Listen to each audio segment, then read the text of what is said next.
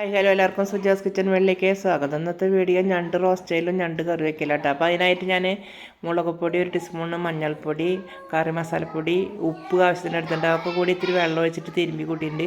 അപ്പോൾ നമ്മുടെ ഞണ്ട് നുറുക്കി വെച്ചത് പീസായിട്ട് നടു മുറിച്ചിട്ടുണ്ട്. അത് അതിൽ ഇട്ടിട്ട് ഇത്തിരി വെള്ളം ഒഴിച്ച് മസാല കുഴച്ചതിന് ശേഷം ഞണ്ടിട്ടിട്ട് മസാല തിരുമ്പി വയ്ക്കട്ടോ. ഞണ്ട് ആകെ മസാല പിടിപ്പിച്ച് ഒരു 10-25 മിനിറ്റോളം മാറ്റി വയ്ക്കുക. അതിന് ശേഷം എണ്ണ ചൂടാകുമ്പോൾ നമ്മളത് റോസ്റ്റ് ചെയ്തെടുക്കുക. അപ്പോൾ ആദ്യത്തെ തവണ കുറേശ്ശെ ഇട്ടിട്ട് നമ്മൾ റോസ്റ്റ് ചെയ്ത് എടുത്തിട്ടുണ്ട് കേട്ടോ. അപ്പോൾ അത് എടുത്തതിന് ശേഷം വീണ്ടും രണ്ടാം തവണ ബാക്കിയുള്ളത് ഇടണം കേട്ടോ. അപ്പോൾ ആദ്യത്തെ തവണ റോസ്റ്റ് എടുത്തു. ഇപ്പോൾ രണ്ടാം തവണ ഇട്ടുണ്ട് കേട്ടോ. അതും ഇതുപോലെ തന്നെ അടിഭാഗത്ത് ആയി തുടങ്ങിയിട്ട് ഒന്ന് കയ്യിലോണ്ട് മറിച്ച് കൊടുക്കുക. നന്നായി മൊരിച്ചെടുക്കുക കേട്ടോ. അപ്പോൾ കടിച്ച് തന്നെ നമുക്ക് സുഖമാണ്. നല്ലതേ രണ്ടാം തവണത്തെ ആയി തുടങ്ങിയാൽ വേണ്ട അടിഭാഗമൊക്കെ അതേ നന്നായി മൊരിഞ്ഞിട്ടുണ്ട്. അപ്പോൾ മറിച്ചിട്ട് കൊടുക്കുക. എന്നിട്ട് ഒന്ന് ഈ ഭാഗം കൂടി ഒന്ന് ആയതിന് ശേഷം നമുക്ക് റോസ്റ്റ് എടുക്കാം കേട്ടോ. അത് കണ്ട ആയിട്ടുണ്ട്. അപ്പോൾ ഒരു ഭാഗം 2 ഭാഗം ഒരുപോലെ ആയിട്ടുണ്ട്. അപ്പോൾ നമുക്കത് നല്ല മൊരിഞ്ഞ് കിട്ടിയിട്ടുണ്ട്. കണ്ട റോസ്റ്റ് ചെയ്ത് കണ്ടില്ലേ. അപ്പോൾ അതുപോലെ തന്നെ കറി വയ്ക്കാൻ നോക്കുക. അപ്പോൾ അതിലേക്ക് നമ്മൾ ആദ്യം മല്ലിപ്പൊടി 2 ടീസ്പൂണോളം ഇട്ടു, 1/2 ടീസ്പൂൺ മഞ്ഞൾപ്പൊടി ഇട്ടു.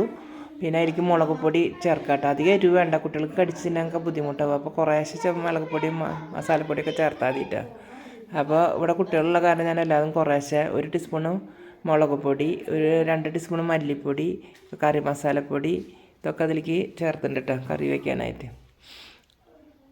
അപ്പോൾ എല്ലാം കൂടിയിട്ട് ഒന്ന് ചൂടാക്കി എടുക്കട്ടെ. മുളക് പൊടിയും മഞ്ഞൾപ്പൊടിയും മുളക് പൊടിയൊക്കെ ഒന്ന് ചൂടാക്കട്ടെ.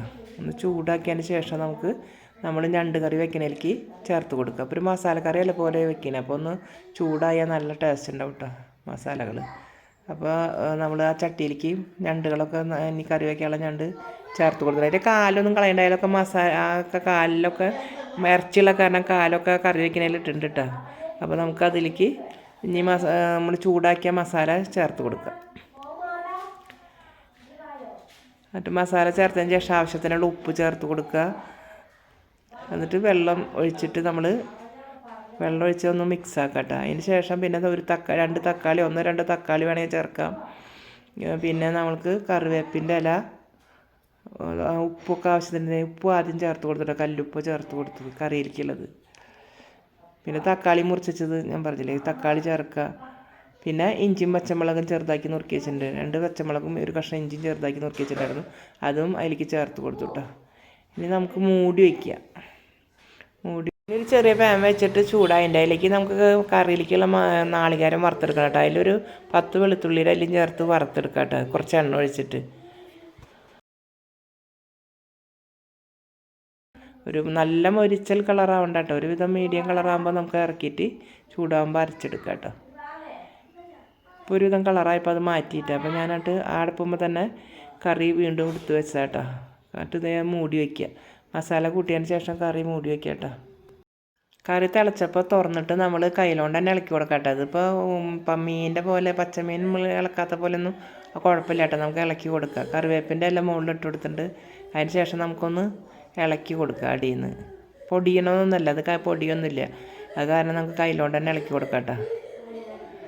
അപ്പോൾ അത് കയ്യിലോണ്ട് ഇളക്കിയിട്ടുണ്ട്. കുറച്ച് നേരം കൂടി നന്നായി തിളച്ച് വെറ്റി വെന്തതിൻ്റെ ശേഷം ഒരു 10-15 മിനിറ്റ് കുറച്ച് ചെറിയ തീയിൽ കിടന്ന് വെന്തതിൻ്റെ ശേഷം നമ്മൾ അതിലേക്ക് നാളികേരം വറുത്ത് അരച്ചൊഴിച്ചു കേട്ടോ. അപ്പോൾ നാളികേരം വറുത്ത് അരച്ചൊഴിച്ചതിന് ശേഷം ഇനി നമുക്ക് ഇറക്കി വയ്ക്കുക. കണ്ട ഞണ്ടൊക്കെ നന്നായി വെന്ത് നല്ല ടേസ്റ്റിൽ കിട്ടിയിട്ട് ചാറൊക്കെ നല്ല ടേസ്റ്റ് ഉണ്ട്. അപ്പോൾ ഇനി നമുക്ക് കറി ഇറക്കി വയ്ക്കുക അടുപ്പത്ത് നിന്ന്. കണ്ട ഇറക്കി വെച്ചതിന് ശേഷം ഇനി വറുത്തിടണം. അതിൻ്റെ നമ്മൾ കുറച്ച് ചെറിയുള്ളി 10 ചെറിയുള്ളി ചെറുതാക്കി അരിഞ്ഞിട്ടുണ്ട്. അത് അടുപ്പത്തേക്ക് ഒരു പാനിൽ വെച്ചിട്ടുണ്ട്. അതിൽ എണ്ണ ഒഴിച്ചു കൊടുക്കുക. എന്നിട്ട് നമുക്ക് അതിലേക്ക് കുറച്ച് കറിവേപ്പില ഇട്ടിട്ട് വറുത്ത് മൂപ്പിച്ച് ഇതിലേക്ക് ഇടാം കേട്ടോ. ഞണ്ടിലേക്ക് കണ്ട. അപ്പോൾ ചെറിയുള്ളി മൂപ്പായി വന്നു തുടങ്ങിയിട്ട് കേട്ടോ. അപ്പോൾ നമ്മൾ കറിയിലേക്ക് അത് എടുത്തൊഴിക്കുക. അപ്പോൾ നമ്മുടെ ഞണ്ടുകറി ഇതെവിടെ കണ്ട റെഡി ആയിട്ടുണ്ട്. കറിയിലേക്ക് അത് ഒഴിച്ച് നല്ല ടേസ്റ്റ് ഉണ്ട് കഴിക്കാൻ. അതിൻ്റെ ചാറന്നെ കൂട്ടി നമുക്ക് കഴിക്കാൻ തോന്നും.